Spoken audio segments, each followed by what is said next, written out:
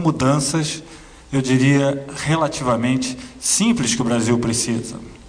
O Brasil não precisa ser virado de cabeça para baixo para ele mudar. São mudanças simples, mas são mudanças que oferecem muita resistência, embora sejam simples. Isso faz parte da cultura que foi criada em torno da necessidade de se manter as coisas como estão. A principal mudança, eu diria, ou pelo menos a mudança inicial, eu não tenho a menor dúvida, que é a redução da taxa de juros. O Brasil tem uma taxa de juros, hoje, o dobro da média dos países em desenvolvimento.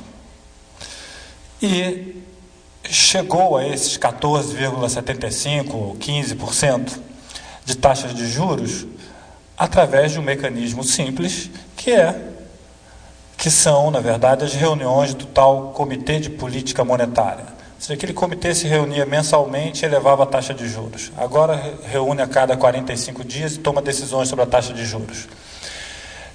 Então, foi dessa forma que a taxa de juros no Brasil foi sendo elevada. Eu tenho ouvido alguns jornalistas dizer o seguinte: olha, como que vai se abaixar a taxa de juros? Afinal, será por decreto? Como que vai ser feito isso?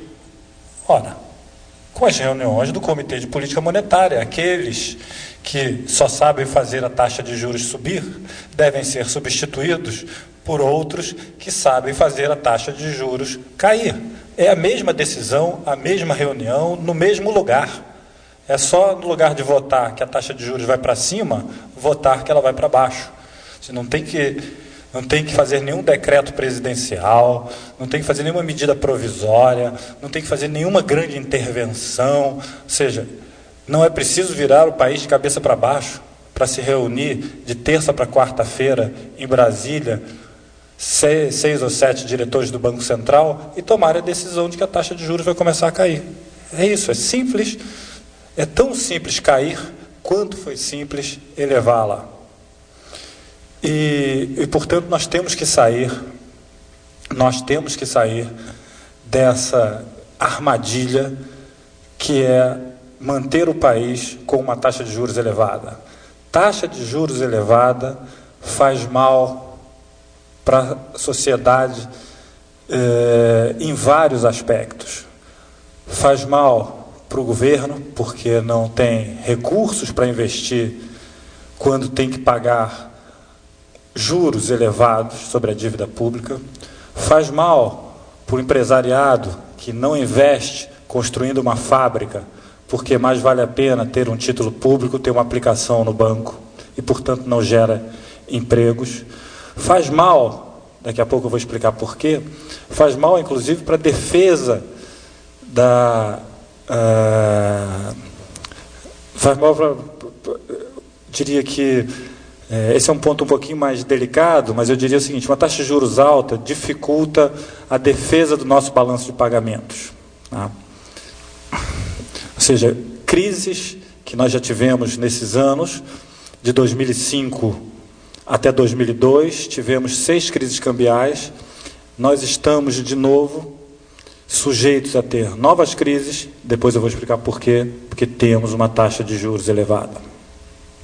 Então, esse é um aspecto realmente que merece um tratamento mais detalhado. Mas os outros são bastante conhecidos. Ou seja, se o governo gasta 150 bilhões de reais por ano pagando juros, realmente não sobram recursos para fazer investimento público.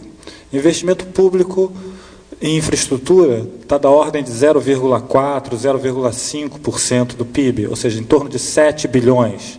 Ou seja, o governo gasta 6, 7 por ano em infraestrutura e gasta em taxa de juros 150.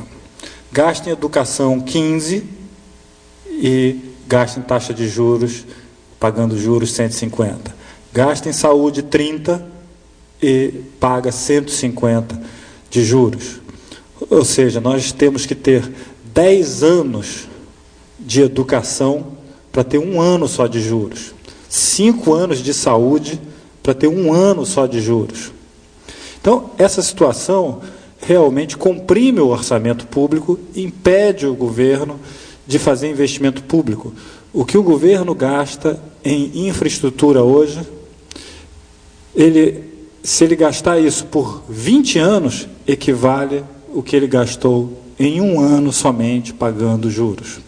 Então, não há a menor dúvida, o raciocínio é muito claro, é intuitivo, de que taxa de juros alta comprime o orçamento, impede a melhoria do bem-estar social, impede o governo de fazer investimentos, impede o governo de gerar empregos.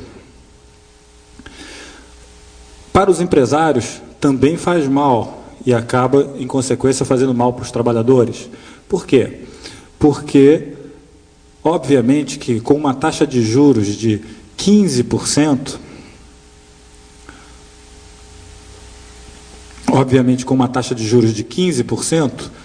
empresários realmente ficam reticentes, ficam duvidosos se devem comprar uma nova máquina, comprar uma planta fabril ou não.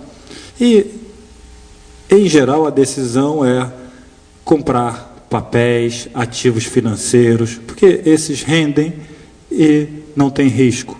Numa fábrica, além disso, gerar preocupação, risco, a rentabilidade não vai ser tão alta quanto de 15%.